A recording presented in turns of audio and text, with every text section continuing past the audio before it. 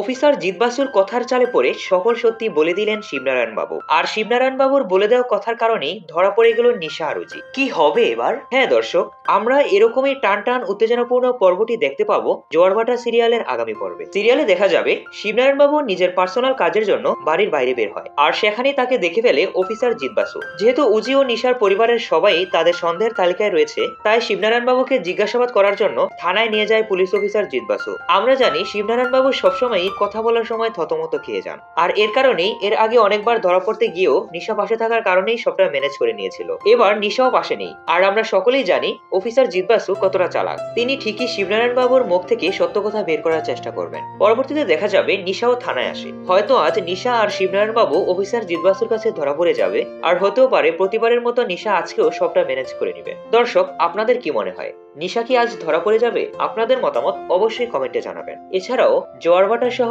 সকল ধারাবাহিকের আপডেট সবার আগে পেতে আমাদের চ্যানেলটি সাবস্ক্রাইব করুন, ক্লিক করুন পাশে থাকা বেল আইকনটি। আবারও খুব শীঘ্রই হাজির হব নাটকের নতুন কোনো এক্সক্লুসিভ আপডেট নিয়ে। ভিডিওটি শেষ পর্যন্ত দেখার জন্য আপনাকে অসংখ্য ধন্যবাদ।